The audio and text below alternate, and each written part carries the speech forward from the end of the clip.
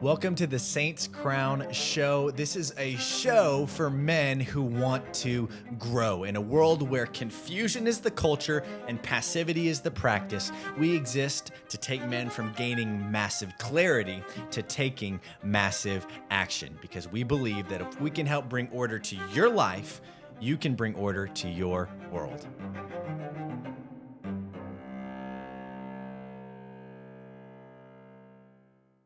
Welcome back to the Saints Crown Show. I'm your host, Zachary Reed, joined here with co-founder of Saints Crown, Preston Woody.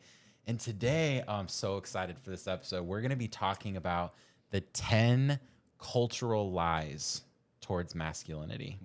So what do you even think of when you first hear that? I'm so excited to dive in. And we're not going to give a lot of context, except for let's define masculinity. What is masculinity?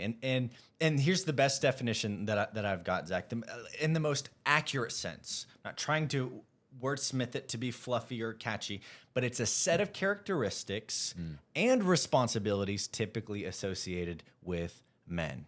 Yeah. Masculinity is associated with certain responsibilities, such as protection, provision, the capacity to play and to perceive. So it's responsibilities, but also a set of characteristics. For example, what does a masculine man look like? Yeah. One might perceive that you are a more masculine man because you have a beard, and when I try to grow a beard, I look like I'm the captain of the Black Pearl. Like, it doesn't work, right? So is a beard a masculine-based characteristic? Yes, because women typically don't have beards. I say typically because we've heard of the bearded lady, and we've watched a lot of The Greatest Showman. So, but doesn't me not having a beard make me any less masculine? I don't know. That's up for you to decide. But let's jump into, now that we have our definition, the 10 cultural lies of masculinity. Yeah. What thoughts do you have? Masculinity is toxic. Toxic masculinity. I feel like. And that's number one, right? Yes, that's the first one. So lie number one is masculinity is toxic. Yeah, and I feel like it's important to note that this is not going to be a conversation that creates a victim mentality towards men. I think it's more so just highlighting the fact that this is a crisis that men are facing, and we have the ability to push through it. And in fact, when I think of toxic masculinity, I'm like confused because again, the world's view is to create confusion when the truth is simple. Yes. And we hope that through this conversation, we can help bring massive clarity. So if the cultural lie is that masculinity is toxic, then it leads us on as men to believe that if traits of men are toxic, then I must be toxic. And what does one who perceives themselves as toxic do with that? Yes. They can either crumble under it and become a puppet, or embrace it and become a tyrant. Yeah. So what do you think that lie produces in the lives and hearts of men? I feel like it's an unhealthy thought process. I mean, even the name toxic, like because you don't want to be that. Right. You don't want to be toxic. You don't. But I think really, unfortunately, the reason why this has become such a hot topic is because the negative side of masculinity has really been amplified in our culture. So aggression, competition, violence, things of that nature. And I think the world has been amplifying those words and have been focusing on that aspect of masculinity, that it's created this entire thought process that, well, this must be what masculinity is, and we need to counterbalance this. And so that's immediately what I'm thinking of as far as like toxic masculinity. And I wonder if the culture were just to, potentially exchange the idea of toxic masculinity, which I don't even think exists, but I think what they're describing is chauvinism, which does exist. The man saying that things are running my way, I'm in control, I'm going to leverage and utilize my anger and my aggression to control you. I'm going to be domineering, and things are going to go my way or the highway. And I'm going to utilize and leverage intimidation to get what I want, which is completely wrong and completely offsides of what a masculine man is supposed to do. But here's the truth that I think in contrast to masculinity is toxic is masculinity is a gift to women and children. Yeah. Men ought to be masculine so women and children don't have to. And so what does it mean to be masculine? It means to be a provider. It means to be have the capacity to protect, the capacity also to play. Masculinity oftentimes is seen as being stoic, but it's also very much so the capacity to play, which we'll get into that in the 4 roles of a man, then also the capacity to perceive, to have that knowing behind logic. And oftentimes in Scripture, we see pictures of Jesus, who I believe is the most masculine man who ever existed. Yeah. Scripture says that he would look upon a situation or someone and perceive them, and perceive something different than what could be seen with one's own 2 eyes. So I think that masculinity ultimately is a gift to women and children. I agree. And if it's a gift, then surely that's why it's being attacked. Because the absence of it is what really creates the toxic environment. So it's almost like the word was created, but really with the void of masculinity is what's actually creating the toxicity. Wow. So it turns into be a double negative. Yeah. Wow. Number 2? Number 2, if you are assertive, you are oppressive. What does it mean? What do we mean by that? Assertive and oppressive? I think as men, we have a few different options. And some of us, I think we have more natural temperaments one way or the other. And in the Scripture, there's a story and a context and a framework of a kingdom of Israel at one point ruled by a king by the name of Ahab. And this king was extremely passive. And he was passive, but he was counterbalanced by a controlling woman by the name of Jezebel. Yes. And what they disdained more than anything, what they hated and what they loathed, was this one man, this one prophet, who would say the things that weren't supposed to be said and do the things that weren't supposed to be done. And this was a man by the name of Elijah, and Elijah was assertive. Yeah. Elijah was assertive. It's the willingness to say what needs to be said without control. And I think that we can fall on one end of the spectrum. We're either going to be controlling, or we're going to be a controlling tyrant, a passive puppet, or we are going to be an assertive man, one who speaks, one who doesn't puff up, one who doesn't back down, but a man who is willing to stand his ground. Yeah, when I hear assertive, I think that's also under attack. That there's this false understanding that because you're assertive, that's a bad thing. Why don't you dive into that a little bit? Interesting. I think that passivity is afraid of assertiveness. And when you're controlling through passivity, and because passivity produces confusion because you don't know what the expectations are. If you've ever served under or had a boss who's passive, you can never hit the target of what they want because they can never clarify it. They're never assertive enough to clarify. And when someone who's assertive comes into the system or framework, they become a threat to everyone else who's either passive or controlling. And so I think that assertiveness is also tethered to a commitment for truth. So it's perceived as a threat to 60, 70% of everyone else who's either passive or controlling. So the lie is, if you are assertive, then you are oppressive. But the truth is, if you are passive, then you're really operating in weakness. If you're controlling, you're a tyrant. But if you are assertive, that is a masculine, I think, responsibility and a trait. How do you go from identifying, okay, there's some areas that I've been passive in, to moving into the direction of becoming assertive? I think that meaning lies in the areas of your life where responsibility has been abdicated. So if you close your eyes and you just think, and if you're listening, you can do this right now and reflect and ask yourself the question, what are the things in my life that I have been avoiding? The conversation I've been avoiding, the phone call I've been avoiding, the confrontation I've been avoiding, the standard that I have allowed to slip on my team or in my home, the things that you know you need to do but fail to do. Those are the areas where you're responsible and must become assertive in. Not controlling, but to take action and take responsibility. And I think that's what it looks like to be assertive from a masculine perspective. So good. Let's move on to the third one. So sex and orgasm is a need for a man. Have you heard that? Like sex and orgasm is a need?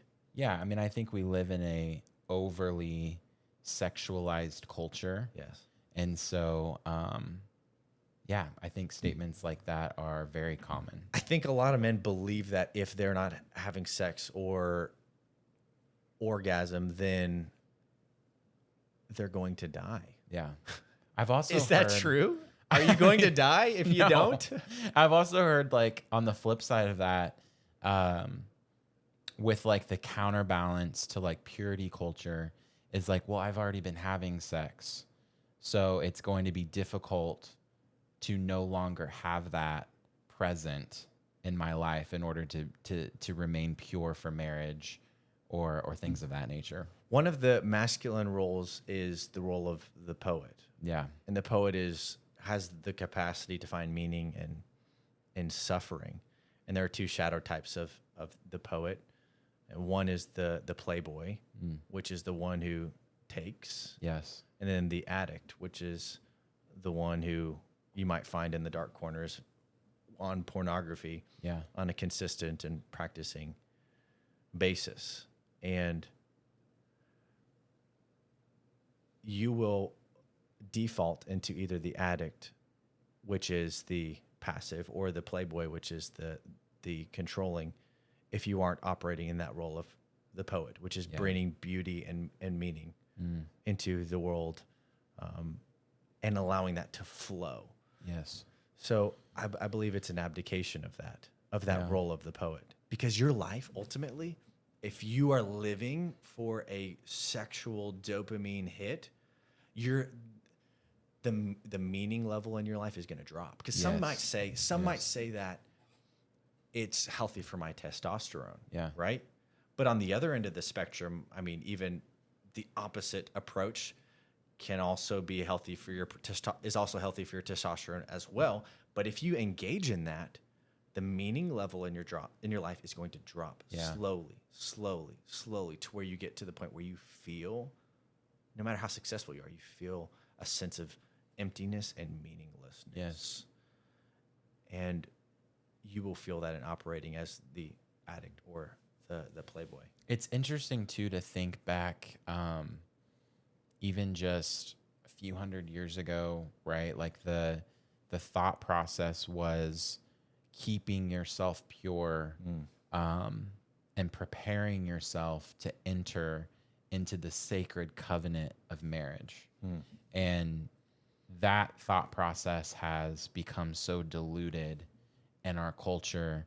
And the Bible talks about this too, like not freely sowing your seeds all over the place, but like saving that for your marriage. And so I think exactly what you were just saying, there's this unfortunate thing that happens that you dilute and lower down the meaning of that when you choose to just freely give yourself to whomever that looks like, rather than realizing that it's a gift.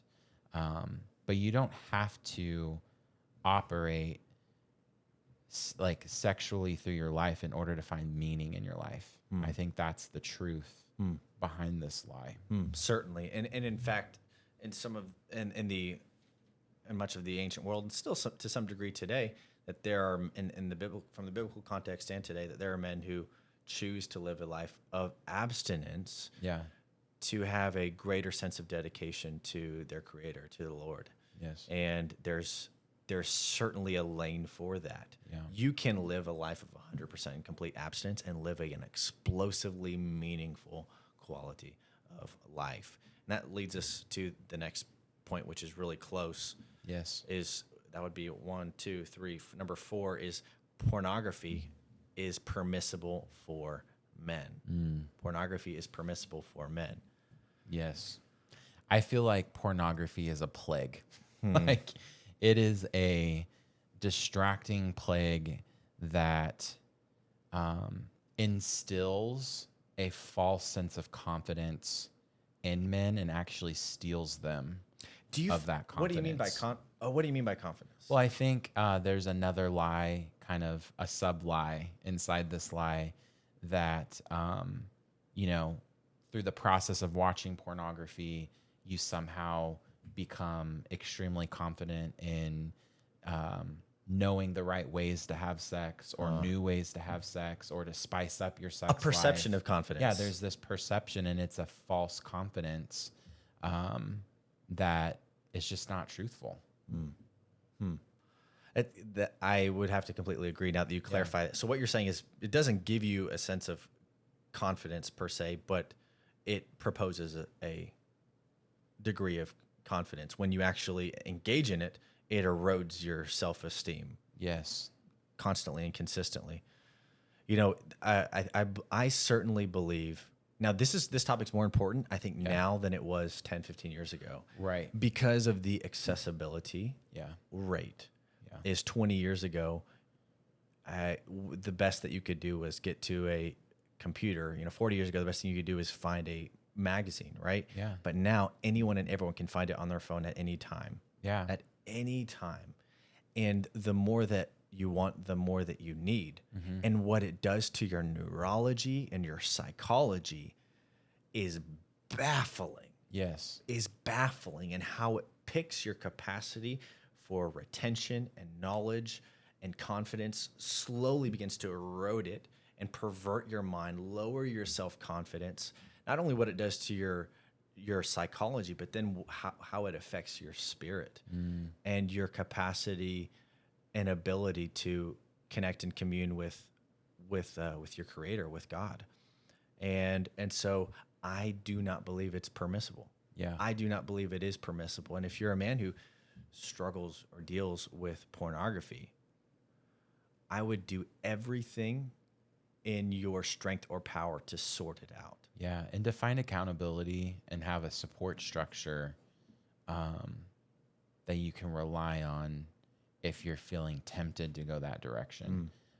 Part of my story, which we'll dive into on another episode, is I was addicted to pornography. I was exposed to pornography in 7th grade, so middle school. And I didn't even have a cell phone until high school. And so I'm like grieved thinking about all of these kids these days who have, they're like barely walking and they have access to a cell phone. And just knowing that it's so easily accessible. I'm grateful for state representatives, especially in the state of Texas, who's fighting for legislation. Like someone like our friend Nate Schatzline, who literally in Fort Worth was able to pass legislation to where when you're on pornography websites in the state of Texas, you have to enter your full ID in order to get access to those sites. So I'm grateful for people that are fighting for that, because as a child, you don't understand what you're getting into, and it's our responsibility to guard the hearts and the minds of our kids. And that's another role and responsibility that's currently being abdicated. Yes. It's interesting you bring up the kids, because from this day forward, kids will either be the consumers of or the content of pornography. Yeah. As dark and demonic as it is. Yeah. That's the truth. So what do we do with that? And I think one thing that I've done working with some of my business clients is even from the lens, initially the pitch of increasing their focus and productivity to eliminate that side. But one of the ways that we did that was destroying the limiting beliefs around pornography and understanding and attaching what are you actually doing when you're clicking into free porn. Free porn funds paid porn. What does paid porn fund? Prostitution, sex trafficking, which leads to child trafficking. Yeah. So so you may just say, I'm doing it, but I'm not paying for it. When you're clicking into it, it is a vote for child trafficking. Yeah. It is. So if that is one thing that can get it, that can stand in your way morally, if you're opposed to that, that can be one thing that can say, you know what? I'm not for this. I'm not for this. I'm not for destroying the lives of families and children. So if I can just eliminate this one part of my life, then so be it. And like not just destroying the lives of other people's family, but like destroying your own life. Like when you are in this addictive cycle, like I was, where you're just trapped in this, like, and I didn't even realize when I was in it that it was an addiction. And culturally, it's pretty common that it's accepted to watch pornography, almost celebrated in a sense. It's like right at the verge of everyone does it, but no one wears shirts that they say, I watch porn. Not yet. Yeah, not yet anyway. Who knows in the next year? But yeah, I think being able to eliminate that out of your life is probably one of the most beneficial things that a man can do to realign focus and clarity. That's beautiful. So to summarize, the cultural lie, pornography is permissible for men, and the truth is pornography will always turn you into either a puppet or a tyrant. Yes. Puppet or a tyrant. Okay, the next one, I'm excited about this one. The patriarchy must be overturned. The patriarchy must be overturned. That's the lie. What do you think of when you think of patriarchy? I think of like forefathers. I think of ancestors. I think of great leaders that have gone before us. But unfortunately, that's not the common thought process when you think of patriarchy. It's projected as, government control, tyrant leaders of the past who, were destroying our society and all kinds of things like that. That's interesting. So I think to summarize that, I would think when I think of patriarchy culturally, I think of it as something to be blamed. Yeah, to put the blame on someone else. There's a problem. It's the patriarchy. Yes. The system. It's this arbitrary system. Yes. So I think it's interesting too, because for so long, and God's design is the nuclear family concept that is under attack. Yes. Like the attack on family is probably the number one attack that's happening right now. And there's this thought process of disbanding that's an unhealthy thing. Kind of like when we were just talking about toxic masculinity as a whole, there's an active attack on the natural way that God designed us to have family. I'm glad that you brought it to that perspective, because we think of, okay, what is the patriarchy? What's the origins of it? It's from the Judeo-Christian worldview. Yeah. And when you look at the scriptures, what are the scriptures based off of? It's an entire lineage of a massive patriarchy. When we think of the patriarchs, who are the patriarchs? Abraham, Isaac, Jacob. Those are the patriarchs. And then who's the ultimate patriarch? It's God, the originator and creator of all.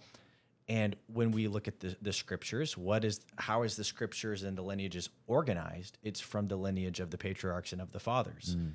So what are we doing when we are calling things patriarchy and dismantling patriarchy? We are dismantling a Judeo-Christian framework worldview. It's God's, it's the patriarchy in its proper sense is God's system. And I think, help me unpack that from someone who might have a negative lens on what the patriarchy is. Yeah. I think ultimately it's reshaping the frame in which you're seeing it through, or the lens.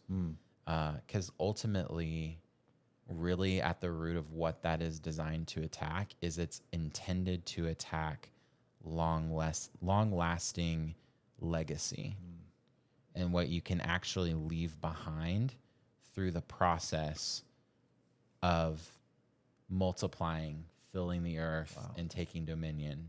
It's this attack on not replicating what God finds beautiful and meaningful. And it's getting into a state of confusion so that you are not multiplying. There's this huge misconception that the world is overpopulated, that we have this scarcity mindset, that there's not enough resources, that we need population control.